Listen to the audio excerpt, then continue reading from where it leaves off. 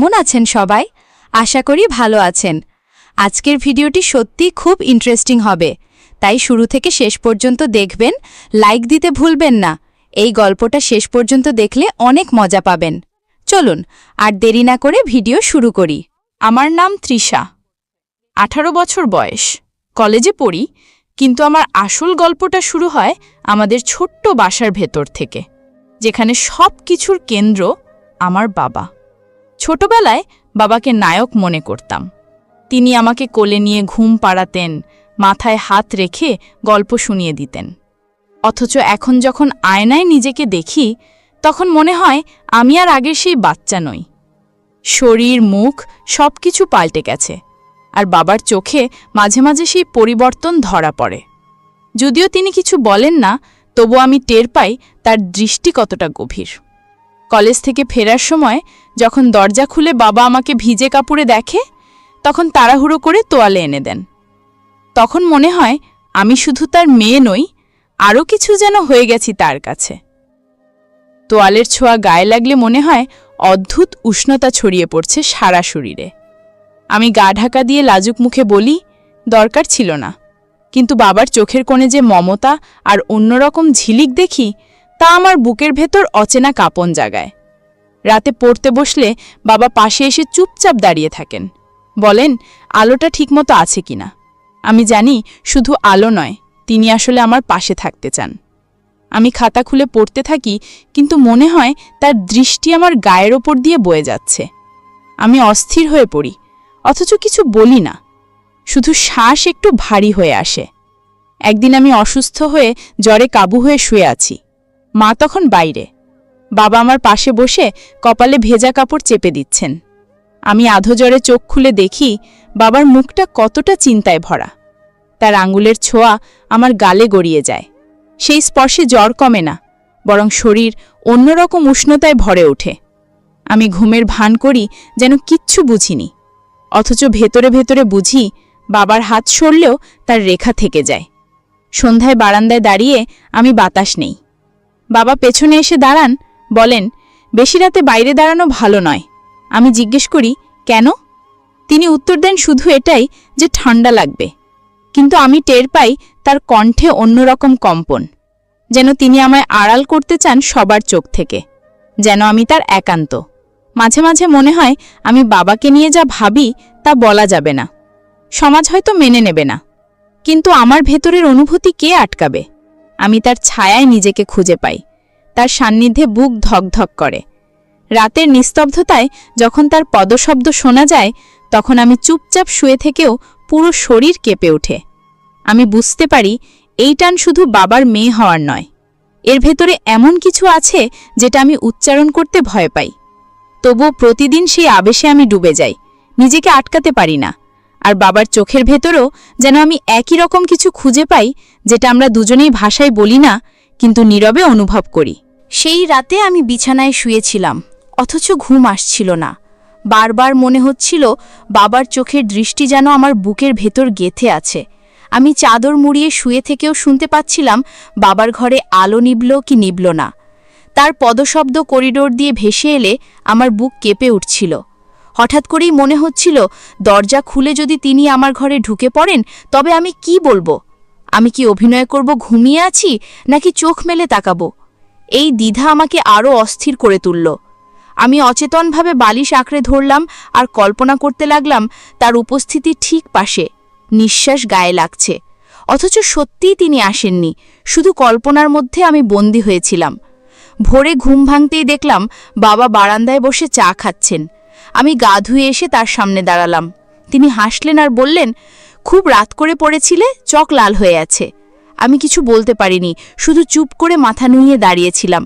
তখন তিনি আলতো করে আমার গাল ছুঁয়ে বললেন, সাবধানে থেকো। আমি জানি সেই ছোঁয়া ছিল যত্নের। আমি আর কিছু বলিনি, শুধু মনে মনে লুকিয়ে রাখলাম। দিনগুলো একে একে কেটে যাচ্ছিল। আমি বাবাকে এড়িয়ে যেতে পারছিলাম না, বরং তার পাশে থাকতে অকারণ অজুহাত খুঁজতাম। রান্নাঘরে মাকে সাহায্য করার ভান করে বাবার সাথে কথোপকথন বাড়িয়ে দিতাম। কখনো আবার পড়ার টেবিলে গিয়ে বসতাম যাতে বাবা এসে খাতা দেখতে পারেন। অথচ ভিতরে ভিতরে আমি চাচ্ছিলাম তার চোখ আমার দিকে থাকুক, তার শ্বাস আমি অনুভব করি। একদিন বিকেলে ঝড় উঠেছিল। মা তখন বাজারে, আমি আর বাবা ঘরে একা। জানালায় ঝাপটা মারছিল বাতাস। হঠাৎ বিদ্যুৎ চলে গেল। আমি ভয় পেয়ে বাবার কাছে গিয়ে দাঁড়ালাম। উনি হাসলেন, বললেন, ভয় পেও না, আমি আছি। তারপর আমার কাঁধে হাত রাখলেন। সেই মুহূর্তে মনে হচ্ছিল পৃথিবীর সব ভয় দূর হয়ে গেল। আমি আলতো করে বাবার দিকে তাকালাম। অন্ধকারে শুধু তার চোখ ঝলসে উঠছিল, যেন আমাকে পুরোপুরি ভেদ করে দেখছে। আমি ঠোঁট চেপে কিছু বলতে চাইলাম, কিন্তু পারলাম না। শুধু চুপচাপ দাঁড়িয়ে রইলাম। তখন তিনি আমার কপালে চুমু খেলেন। আমি ভয়ে নয়, বরং শান্তি অনুভব করলাম। আমি মাথা নামিয়ে রাখলাম, কিন্তু সেই ছোঁয়ার রেশ আমাকে গভীরভাবে নাড়া দিল। ঝড় থেমে গেলে আলো ফিরে এলো। মা ফিরল। সবকিছু আবার স্বাভাবিক হয়ে গেল, কিন্তু আমার ভেতরে আর কিছুই আগের মতো ছিল না। আমি যেন নতুন এক উপলব্ধির দিকে পা বাড়িয়ে ফেলেছি, যেখানে আমি আর বাবা দুজনেই কিছু না বলে সবকিছু বুঝে নিচ্ছি। শুধু সমাজকে না জানিয়ে আমরা নিজের ভেতরের নীরব কথোপকথন চালিয়ে যাচ্ছি। সেই রাতটা আমি বারবার মনে মনে ফিরে গেছি।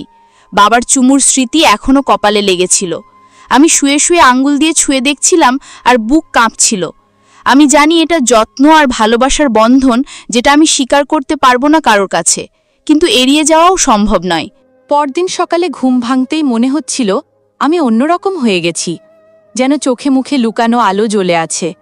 আয়নায় তাকিয়ে নিজের ঠোঁট ছুঁয়ে দেখলাম, আর মনে পড়ল বাবার কপালে রাখা চুমুর কথা। আমি লজ্জা পেলাম, অথচ লুকিয়ে লুকিয়ে সেই স্মৃতিকে উপভোগ করছিলাম। নিচে নামতেই বাবা নাশতার টেবিলে বসেছিলেন।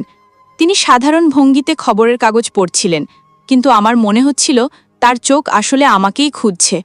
আমি কাছে গিয়ে বসতেই তিনি মাথা তুলে তাকালেন। সেই দৃষ্টি এতটাই গভীর ছিল যে আমার বুক কেঁপে উঠল। আমি তাড়াহুড়ো করে চা খেতে লাগলাম। তিনি হেসে বললেন, গরম চা এত তাড়াহুড়ো করে খাস কেন? আমি কিছু না বলে শুধু মাথা নুইয়ে দিলাম, অথচ মনে হচ্ছিল তিনি সব বুঝছেন। দুপুরে কলেজে গেলাম। ক্লাসে বসে পড়ার চেষ্টা করছিলাম, কিন্তু মনোযোগ দিতে পারছিলাম না। বারবার মনে হচ্ছিল বাবার চোখ, তার ছোঁয়া, তার কণ্ঠ, সব কিছু আমাকে ঘিরে আছে। বান্ধবীরা মজা করছিল, কিন্তু আমি চুপচাপ ছিলাম। আমার মনে হচ্ছিল আমি ভেতরে ভেতরে এমন এক পথে হাঁটছি যা কাউকে বলা যায় না, অথচ সেই পথ থেকে ফিরে আসাও অসম্ভব। বিকেলে ফিরে এসে দেখি বাবা বারান্দায় বসে আছেন। আমি চুপচাপ পাশে গিয়ে দাঁড়ালাম। তিনি তাকিয়ে মৃদু হাসলেন আর বললেন, পড়াশুনো ঠিকমতো হচ্ছে তো? আমি উত্তর দিলাম, হ্যাঁ, কিন্তু আসলে পড়াশোনার বদলে তার কথা ভেবেই সময় কেটে যায়। তিনি সেটা বুঝতে পারলেন কিনা জানি না, তবে তার দৃষ্টি আমার চোখে আটকে রইল অনেকক্ষণ। আমি আর তাকাতে পারছিলাম না, বুকের ভেতর ভরভর করছিল। আমি ভেতরে গিয়ে দরজা বন্ধ করে বালিশে মুখ গুজে ফেললাম। সেই রাতে স্বপ্নে দেখলাম আমি আর বাবা সমুদ্রের ধারে হাঁটছি। ঢেউ আমাদের পায়ে এসে লাগছে। তিনি আমার হাত ধরে আছেন, আমি হাসছি। হঠাৎ তিনি আমার কপালে ঝুঁকে চুমু খেলেন আর বললেন, তুই শুধু আমার। আমি ঘুম ভেঙে উঠে বসে রইলাম। শরীর কাঁপছিল। স্বপ্নটা এতটাই স্পষ্ট ছিল যে মনে হচ্ছিল সত্যি হয়েছে। আমি জানতাম এটা কেবল কল্পনা, তবু আমার ভেতরে আগুন জ্বালিয়ে দিল। কয়েকদিন ধরে আমি বাবার সাথে কথাবার্তা আগের চেয়ে কম বলছিলাম, যেন নিজেকে আড়াল করতে চাই। কিন্তু উনি মাঝে মাঝে এসে জিজ্ঞেস করতেন, সব ঠিক আছে তো? আমি হেসে বলতাম হ্যাঁ, অথচ আমার হাসির আড়ালে কত ঝড় বয়ে যাচ্ছে তিনি কি টের পাননি, নাকি আমাকেই শুধু মনে হচ্ছিল উনি বোঝেন, জানি না। একদিন সন্ধ্যায় মা আত্মীয়ের বাসায় গেলেন। আমি আর বাবা একা ঘরে। টিভি চলছিল, কিন্তু আমি দেখছিলাম না।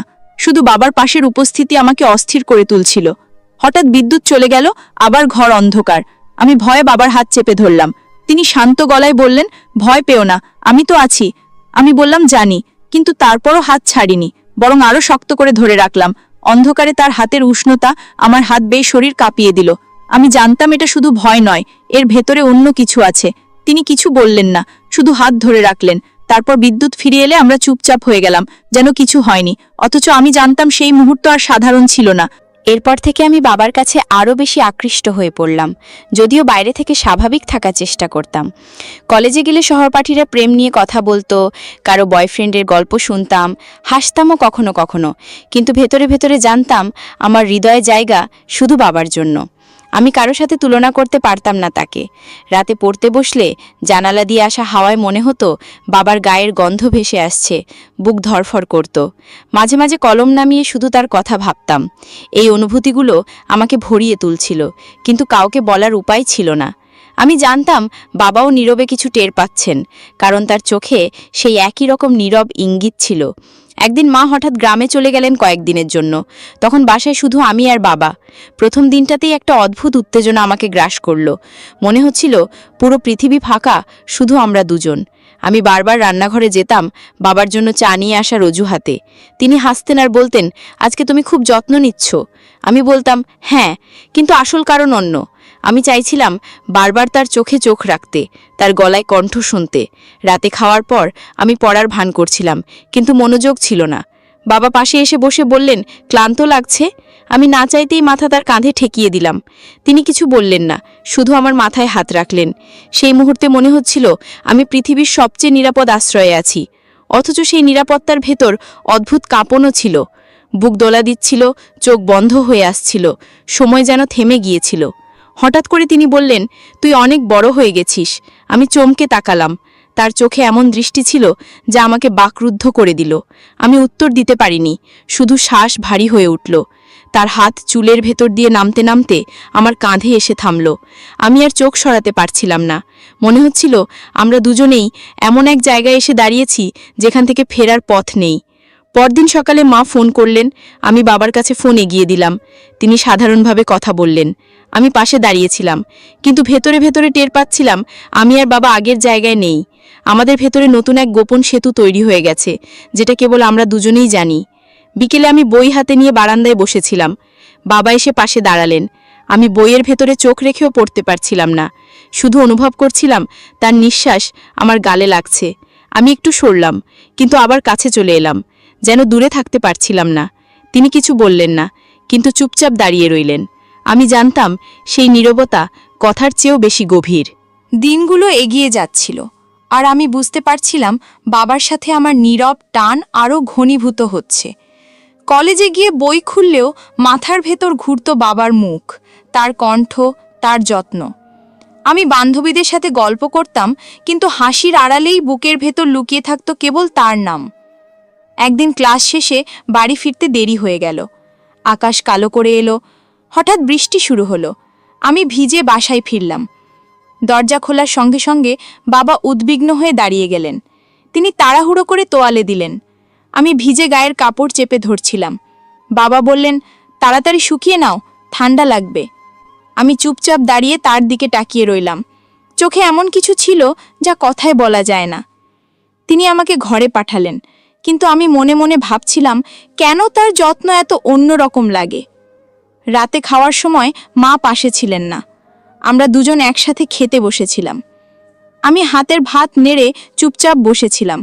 বাবা হেসে বললেন, আজ এত চুপচাপ কেন?